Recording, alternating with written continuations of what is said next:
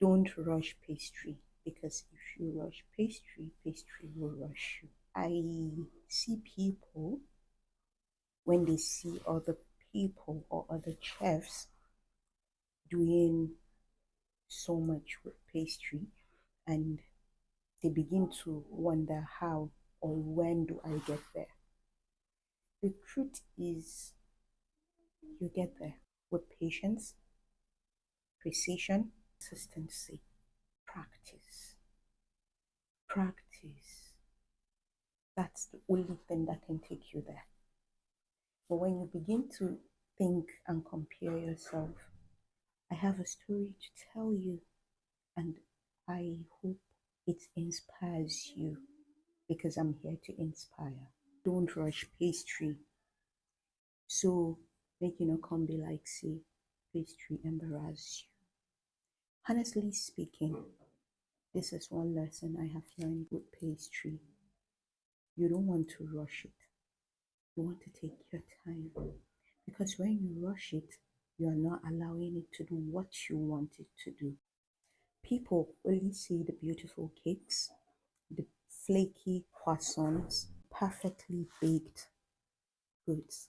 They don't see the learning, the years, the time, the energy, the practice, the patience, the consistency, the precision, the interest, and the zeal to learn it. You only see those flaky, delicious. I didn't become a baker overnight. My journey started simply because I couldn't stay idle. I needed to do something. Found this courage or encouragement from a family friend, someone who I have seen do things. I kept following her closely on her WhatsApp status because she was doing a lot of baking. She was only doing cakes and covering them with buttercream. That was what she was doing. I kept following and admiring what she was doing. One day I summoned the courage to ask her, how do you do it? I did not become a baker overnight. It took a journey of learning and asking and researching. So after I have asked my family friend and she told me the basics, I ran to the baker's shop where I could get supply and I was able to get the handheld mixer and the electric oven to make my job easy because it's going to hurt my wrist if I decide to do it with wooden spoon or a wicks. So that was how it started. After buying those things, I didn't even tell her I was going to the market to buy those things. I just went by myself because I had little money, and I'm this kind of person that saves my money to do something with it, most especially when I know I need that thing. So when I went to the supply, baker's supply, and came back, no one ever becomes anything overnight. You need to put in the work. So after going to the baker's supply shop and came back, I didn't even tell her I was going. I came back to her and told her, can you please teach me? And she was like, you need an oven and a hand mix. I told her I've got some. She said, okay.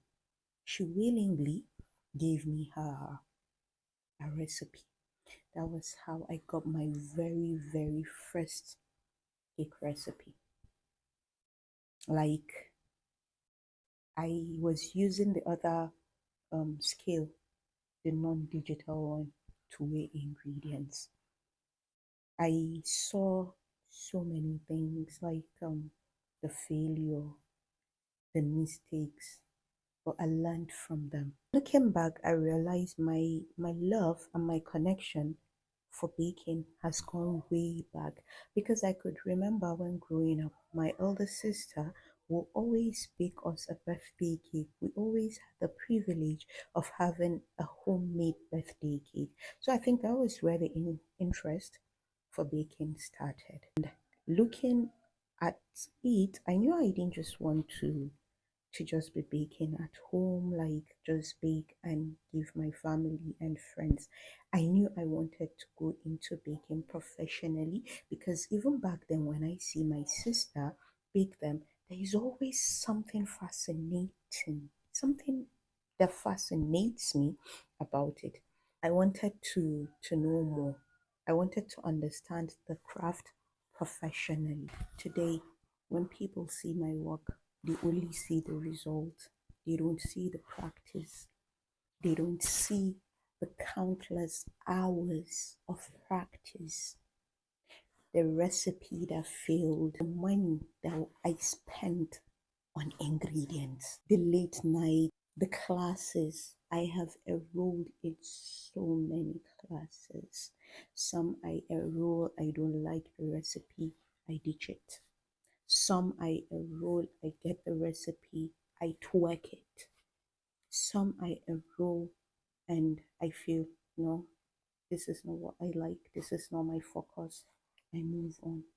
I take corrections. I take corrections. Something that kept me moving is the decision to never give up. I kept going. So there was something fascinating, interesting, intriguing, and my curiosity wouldn't just let me be.